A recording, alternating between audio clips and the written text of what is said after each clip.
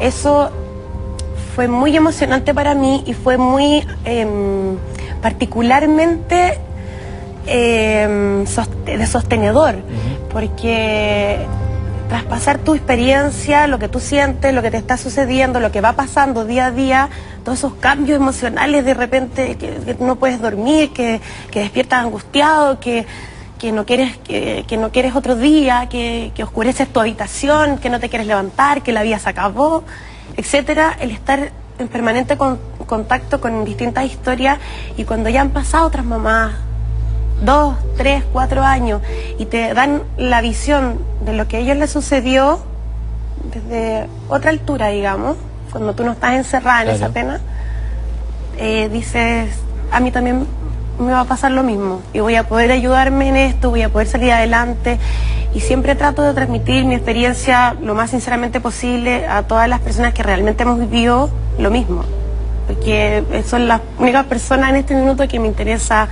Y a la gente que en este momento está viviendo eso. Sí.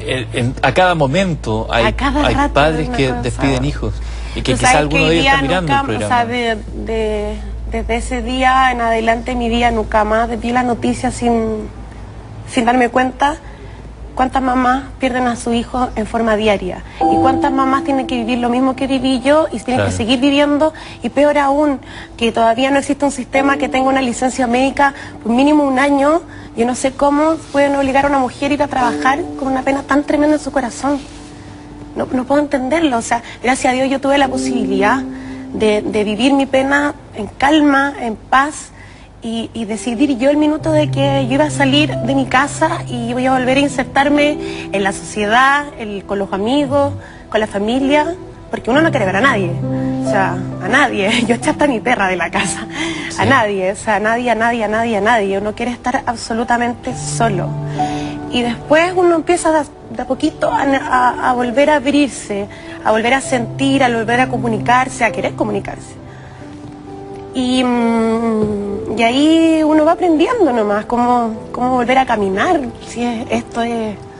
A partir de cero. Tremendo. ¿Qué experiencia más fuerte? Cuando tú me relatas todo esto, yo me imagino gente que quizás está pasando por una situación parecida o por esta misma situación. En este momento yo digo que vale la pena este tipo de conversaciones, vale la pena que hayas tenido que enfrentar algo que es muy duro de enfrentar, que quizás uno nunca quisiera enfrentar, pero yo siento que toda la vida tiene un porqué. Sí. Yo recuerdo... Los para qué son más importantes que los por qué. Yo recuerdo muy claramente cuando sucedió todo esto, que por ahí cierta prensa deslizó... Ay, sí, eso fue muy ruin. ¿Tú sabes a lo que me refiero? Fue muy ruin. Estoy hablando de que te culpaban de haber salido con tu bebé, de haberlo llevado a La Serena, ¿por qué se hace eso? Pero tú, entiendo, tenías autorizaciones médicas, estaba todo... De todos mis médicos. De hecho, fue una recomendación incluso, entre comillas, porque venía la helada más fuerte que mi hija nació el 8 de julio. Caía en Santiago una helada muy fuerte de ese fin de semana, y en La Serena hay un clima mucho más templado. Entonces el doctor incluso me dijo, o sea, lo mejor que puedes hacer. No quiero caer en algo que no he conversado mucho, pero yo siento que aquí si no hay una explicación médica hay mucha culpabilidad humana, y yo creo que si hay responsables directos de alguna falla en alguna decisión, tiene que responderla su doctor, Mauricio Pinto, no yo. Y como te digo, yo me fui con la autorización de mi matrona, de mi ginecólogo y de mi pediatra. Que hoy día el jefe de pediatría de la clínica Las Condes. Y el señor Mañalich, que hoy día el ministro de Salud, no pudo explicarme el porqué de su decisión, el porqué de su ninguna explicación. O sea, él llegó a la clínica diciéndome, ¿qué pasó? Y yo le decía, ¿sí? Y yo le decía, dime tú, ¿qué pasó? Perdón, tú me estás diciendo que tu médico llegó a la clínica pidiéndote a ti... Y yo me había comunicado con él durante todo ese día, durante todo ese viaje, y según él, que yo era una mamá laraca. O sea, como que ya me había dicho que las guaguitas prematuras no encontraban su ritmo de respiración por el mismo hecho de haber nacido de forma prematura, valga la redundancia. Y yo le insistía que no, pues porque, o sea, yo encontraba que había algo extraño. Y no fui escuchada quizás como muchas otras mamás, quizás porque, no se dio cuenta. Esto ¿no? que tú me planteas, yo no lo he leído casi todas las entrevistas que tú habías dicho. Algo me comenté en una entrevista que me hizo Felipe.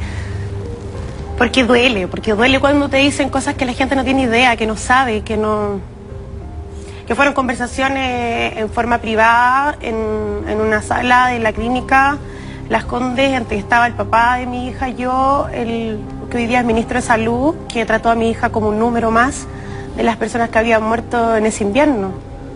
Duele profundamente, y duele también verlo hablar en la televisión el día, en tiempo después, de que la vida es lo que más le importa y de que la salud de una persona o la vida de una persona es muy importante, pero para él en privado son un número.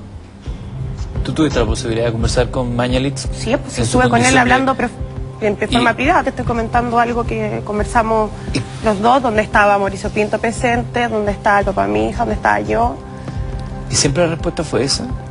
Que dejara de pensar, que dejara de preocuparme, que dejara de buscar respuestas. Yo tengo las placas de mi hija en mi casa porque yo iba a llevar las placas de mi hija al servicio médico legal, porque yo también dije que es tonta que fui, pero que estúpida, perdona que te diga esa palabra, pero porque la autopsia de mi hija la hicimos en la clínica donde era el doctor, claro, donde había fallecido mi hija, donde llegó mi hija ya llegó fallecida.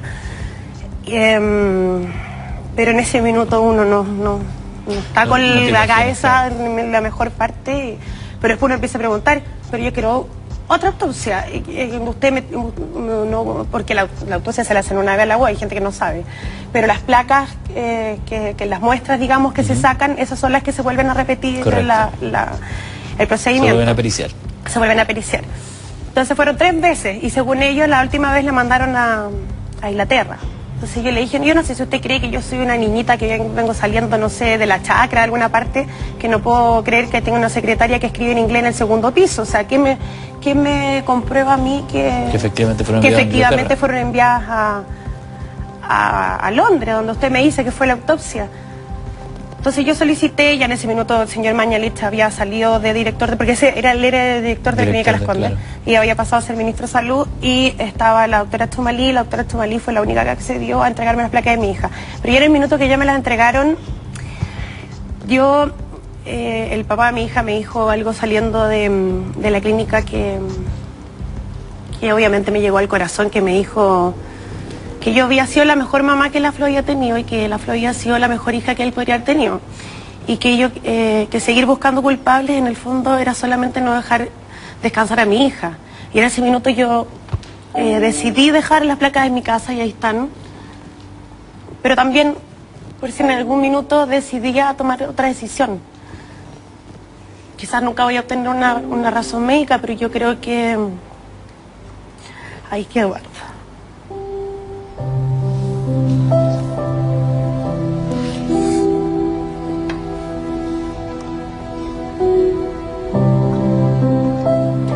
¿Quieres agua?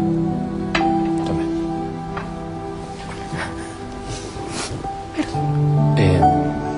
Daniela, tú me estás contando algo que es muy duro y que me imagino que para ti lo debe ser mucho más cada vez que tratas de buscar alguna respuesta y tienes esas placas y guardas. No, yo no tengo más respuestas que buscar, porque la respuesta la he encontrado en mi hija, en el amor que siento por ella, y es lo que ella me dejó a mí, pero evidentemente que la rabia siempre va a existir. Las preguntas siempre van a quedar ahí. ¿Pero tú crees que esa duda que tienes en tu corazón no debería tener algún tipo de respuesta? Si fuera médico, Eduardo, a lo mejor tendría quizás más opciones para seguir, pero ya no creo que valga la pena. Creo que cada uno tiene una conciencia, y yo ya le dije lo que tenía que decirle a cada una de esas personas. Eso.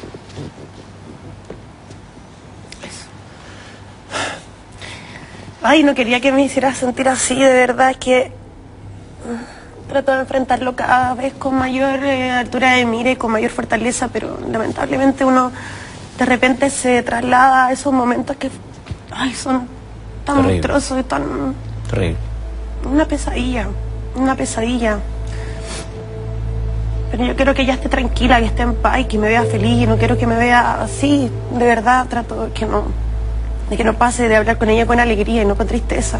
Florencia debe estar muy orgullosa de la mamá que tiene porque ha luchado por ella. Luché mucho, la gente no sabe lo que yo estaba pasando detrás de lo que historias que quisieran contar, porque evidentemente yo no estaba en condiciones de hablar y no lo iba a hacer, o sea, hasta que yo sintiera un respeto por mí, o sea, hasta que yo dijera ya, ahora, ok, te lo permito, puedes ir a contar tu experiencia, quizás le sirva a otra persona, porque quizás muchas veces no preguntamos 2 veces o 3 veces lo que nos están diciendo y uno confía en lo que te dice un abogado, un doctor, porque uno... O sea, ellos tienen que tener la razón, pero yo como periodista, yo lo primero que hice fue meterme a Google solamente. Y puse guagua prematura con respiración rápida y me salió infección respiratoria, que podía ser pulmonía. Pero tampoco fue la cosa muerte de mi hija. Y yo le dije, pero ¿por qué usted no me dijo? ¿Por qué no me advirtió que podía hacer eso? Porque así yo rajo a la primera consultorio médico y busco un doctor y le digo lo que está pasando. Pero usted me seguía insistiendo que era normal. Y me llega diciendo más encima de la clínica, ¿qué pasó? O sea... Qué rabia. Cuando te dice, ¿qué pasó? Me imagino que hay lo menos... Con Jeans, porque era un fin de semana largo donde él estaba en la playa, seguramente le daba mucha lata volverse, no sé. La verdad, he tratado de buscar hartas respuestas, pero... Él tiene su conciencia y sabe lo que hizo. Y lo que no hizo. A lo mejor lo que no hizo... es más importante que lo que hizo. Pero tú sigues teniendo la sensación que hubo un actuar negligente. Sí, pero ¿sabes qué? Hay una sola cosa que... Cuando a mí me entregaron a mi hija, él estaba ahí, adelante mío. Creo que fue la única vez que no derramé una lágrima, porque estaba al frente de mi hija. Pero lo miré a los ojos, pero fijamente, eso, con mi hija en los brazos. Creo que con eso se lo dije todo. Le dije, usted no se va a olvidar nunca de esto. Y ojalá no se lo haga a otra mamá. O que no deje ir a una mamá más lejos de lo que usted pueda llegar. O que le diga a una mamá que tiene razón. O que la escuche cuando le diga a una mamá algo. Porque yo creo que el corazón de una mamá sabe mucho más que un libro de medicina. Y eso lo tengo súper claro. Y espero que este señor no vuelva a equivocarse así, ¿no?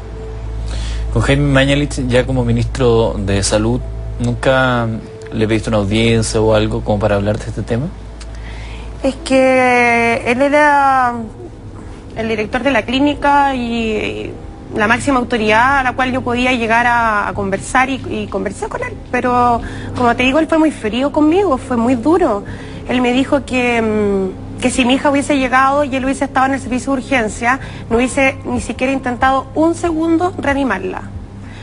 Así de duro. Pero ¿cómo alguien puede decir eso? Eso me dijo, porque dijo que yo no tenía conciencia del daño que podía quedar mi hija si es que mi hija hubiese seguido viviendo. Y yo la miré y le dije, ¿quién es usted para decidir quién tiene que vivir o quién tiene que morir o quitarme una pena a mí? Va a ser, o sea, según usted, va a ser mejor que quitarme a mi hija para siempre. Claro. O sea, ¿cómo usted puede decidir eso? O sea, usted, su trabajo es tratar de ayudar a una vida, salvarla en todas las condiciones habidas y por haber. ¿Cómo usted me puede decir una cosa así? O sea, yo soy la mamá, ubíquese. No, eran peleas...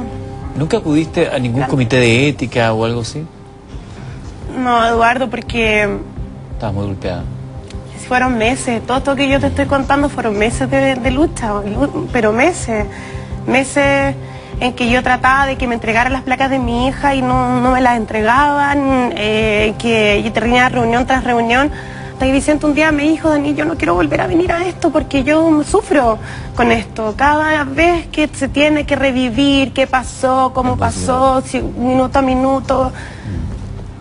De verdad, yo quiero guardar el recuerdo de mi hija de la mejor forma posible y yo quiero que tú hagas lo mismo. Lo que pasa es que uno Chuta.